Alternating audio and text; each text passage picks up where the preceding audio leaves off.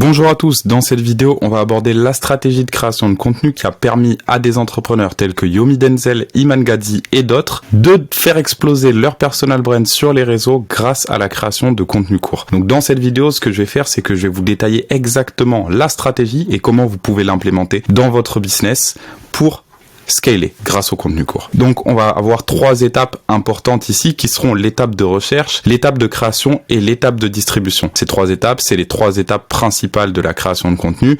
Et pour mettre tout ça en place, on va créer une infrastructure. Qu'est-ce que je définis comme étant une infrastructure? C'est un ensemble de systèmes, d'insights et de talents. Les systèmes, ça va être toute la partie qui va nous permettre de systématiser différents process. Les insights, ça va être de l'information. Et les talents, c'est les personnes qui vont nous permettre d'implémenter ces informations. Donc commençons sans plus attendre. La première étape, l'étape de recherche, ça va être l'étape où on va trouver de quoi notre contenu va parler. Donc, les idées de contenu, comment est-ce qu'on va faire pour les trouver? On parle ici de contenu court, donc pour trouver ces idées de contenu, le contenu court, ce qu'on va faire, c'est qu'on va étudier le contenu qui a été viral. Tout le contenu viral, c'est des idées pour nous qu'on va pouvoir utiliser, qu'on va pouvoir réadapter à notre sauce qui vont nous permettre également de créer du nouveau contenu viral. Donc pour ça, on a différents types de logiciels. On a par exemple Sort for TikTok qui va nous permettre d'identifier, enfin de trier les vidéos TikTok par vidéos qui auront été les plus vues et on va pouvoir utiliser ensuite toutes ces vidéos-là pour sourcer des idées pour notre contenu. Ensuite, on va également pouvoir utiliser l'intelligence artificielle, l'IA, pour également trouver de nouvelles idées de contenu. Ensuite, concernant les insights, toutes les informations, on peut avoir un certain nombre d'informations concernant les différentes étapes du contenu, on va dire. On a le hook, on peut avoir des insights sur le hook, on peut avoir des insights sur les thumbnails, on peut avoir des insights sur les call to action, on peut avoir des insights sur les différents types de formats qui fonctionnent, et on peut avoir des insights sur les trending topics. Donc, si je prends ici, par exemple, le format, voilà ce qu'on peut appeler un insight sur le format. Là, par exemple, on a le compte By Maximize qui a commencé à poster un certain type de vidéo, par exemple, sur Instagram. C'est des vidéos qui ont très bien performé et on a par exemple la team de Iman Gadzhi qui a identifié ce format-là et qui a testé, qui a répliqué ce format et la vidéo a très bien performé puisqu'elle a fait 6,4 millions de vues et c'est une vidéo qui a performé particulièrement mieux que le type de vidéo qu'il poste d'habitude. Donc c'est tout simplement implémenter des insights et vous pouvez voir là ici que ça a très bien fonctionné. Regardez la vidéo. Some traumas you never heal. That's why people have scars. They're a reminder in their memory. There's something you get past, and there's something you live through, but At the end of the day, they're almost there. Voilà, donc là par exemple, vous voyez que si l'équipe de Iman Gadzhi n'avait pas eu ces insights-là, ils auraient pas pu implémenter cette stratégie avec ce nouveau type de format-là. Donc les personnes, donc l'équipe, c'est les talents qui vont pouvoir utiliser ces insights et les implémenter. Ici, on va avoir par exemple un spécialiste IA, si c'est l'IA que vous utilisez pour trouver les idées de contenu. Donc ce spécialiste, il va venir, il va utiliser l'IA et il va pouvoir vous fournir des idées de contenu pour vous permettre de créer du contenu à grande échelle. On va avoir un directeur créatif également qui va pouvoir, si vous n'utilisez pas l'IA, qui va pouvoir utiliser différents types de logiciels, etc. pour trouver des idées de contenu que vous allez pouvoir utiliser. Donc pour cette première partie, on a terminé. On va maintenant passer à la deuxième partie, l'étape de création. Donc comment est-ce qu'on va faire pour créer du contenu de qualité? Ici, la plupart du temps, quand on parle de contenu, de création de contenu, on va d'abord penser à comment est-ce qu'on va faire pour record le contenu et comment est-ce qu'on va faire pour créer le contenu, donc monter le contenu.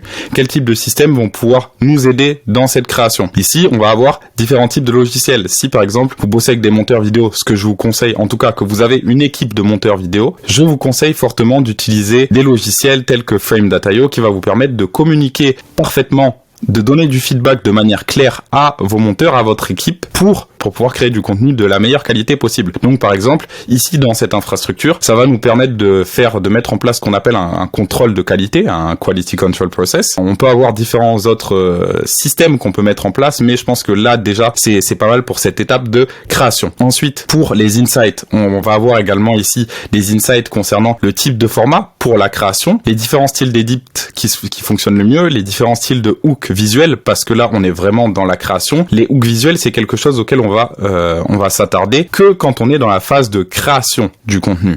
vu que c'est quelque chose qui va être visuel, donc ça va être à l'étape du montage. Et ensuite, on va avoir des insights également sur des trainings concernant la rétention, une checklist d'éléments qui vont faire qu'une vidéo peut être virale. Donc tout ça, c'est des éléments que vous allez devoir donner, communiquer à votre équipe de talent qui va implémenter ça ensuite pour créer du contenu de haute qualité, pour créer du contenu qui peut potentiellement être viral. Ici, je vous ai pris un exemple, par exemple, pour les différents styles d'édit. Là, ce qu'on fait la plupart du temps, c'est que on peut utiliser YouTube pour toujours être au courant de ce qui se passe sur le marché.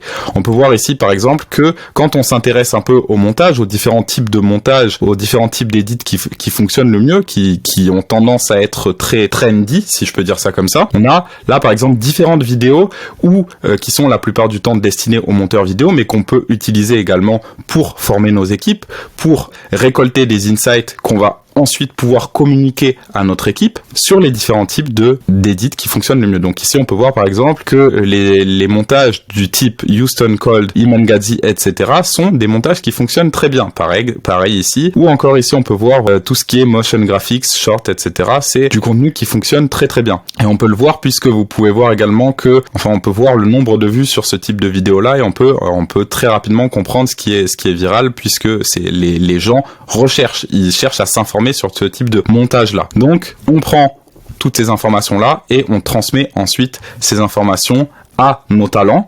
Donc ici, les talents, quels sont le type de personnes qui peuvent implémenter ces insights pour la création? On a un thumbnail designer, puisque même si beaucoup de personnes ne s'y attardent pas encore, mais les thumbnails, ça fonctionne très bien par exemple sur Instagram pour pousser les gens à cliquer sur une vidéo. On peut avoir également des monteurs vidéo, donc qui vont permettre de faciliter ce processus de création des vidéos et qui vont pouvoir implémenter les insights. C'est pour ça qu'il est très important de ne pas bosser avec n'importe quelle vidéo, mais d'avoir des monteurs vidéo qui font partie d'une infrastructure globale et qui vont pouvoir avoir les informations nécessaires pour pouvoir mettre tout ça en place et faciliter la viralité de vos vidéos. Troisième étape maintenant, passons à la distribution. Quel type de système vont pouvoir nous aider à distribuer notre contenu à grande échelle ? Ou en tout cas à distribuer notre contenu à grande échelle parce que c'est avant tout le but de ce type d'infrastructure. Mais si par exemple vous n'avez pas énormément de contenu à distribuer, dans ce cas-là vous pouvez par exemple réduire l'échelle à laquelle vous allez distribuer votre contenu. Donc ici on peut mettre en place un scheduler, donc un planificateur, un calendrier pour le contenu. On peut également mettre en place comme type de système un content management system. Par exemple on a tout ce qui va être du software comme Airtable qui va fonctionner très bien si on essaye de publier du contenu à grande échelle, beaucoup mieux que des logiciels tels que Notion, etc. On peut également mettre en place un tracker.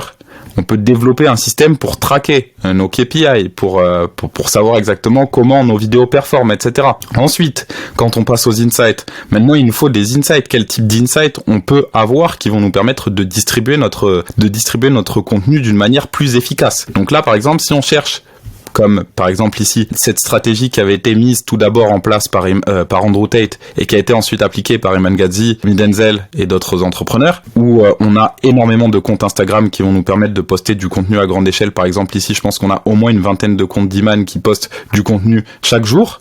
Ça veut dire qu'on tourne aux alentours de 50 à 60 vidéos par jour. C'est un volume de contenu qui est énorme. Pour faire du volume, il faut avoir une infrastructure solide. Donc, comment est-ce qu'on va pouvoir avoir autant de comptes et rester dans les petits papiers de la plateforme? Comment est-ce qu'on va pouvoir éviter tout type de problème avec les plateformes sur lesquelles on va poster notre contenu? Donc ça, voilà, c'est des insights sur comment on va pouvoir préchauffer ces comptes-là pour ensuite poster et qu'on ne soit pas shadowban, on ait des vidéos qui performent sur les différents comptes. Donc ça, c'est des insights. Le type d'insight qu'on a encore, c'est voilà, les KPI. Comment est-ce qu'on va pouvoir analyser nos KPIs? Tout ça, c'est des insights. Et c'est des insights qu'on va transmettre, encore une fois, à notre équipe de talent qui va implémenter ces insights. On peut avoir ici un community manager, puisque c'est la personne qui va s'occuper de la distribution, la personne qui va s'occuper également, par exemple, de préchauffer les comptes. Donc, on lui communique ces insights-là et cette personne s'occupe de faire son travail.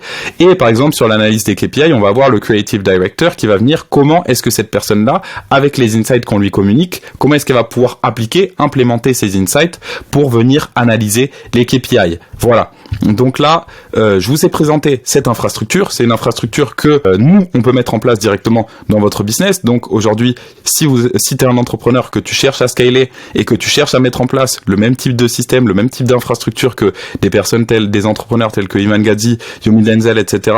ont mis en place pour devenir des figures d'autorité dans leur niche, c'est quelque chose qu'on peut faire pour toi. On peut te placer les systèmes, les insights et les talents dans ton business. Et ça, c'est des choses qui restent dans ton business. Aujourd'hui, par exemple, quand vous bossez avec un monteur vidéo ou avec une agence, le monteur vidéo, il va se concentrer uniquement sur la création. L'agence, elle va se concentrer sur la création, la distribution. Certaines agences font également un peu un processus de recherche, mais on reste quand même très en surface, vu que l'agence ne va pas venir implémenter tout ça pour vous. L'agence, elle a ses process, elle implémente ses process, et ensuite elle vous donne le résultat. Ici, tout ça, c'est quelque chose qu'on construit, qu'on place dans votre business, et qui reste dans votre business à tout jamais. Voilà.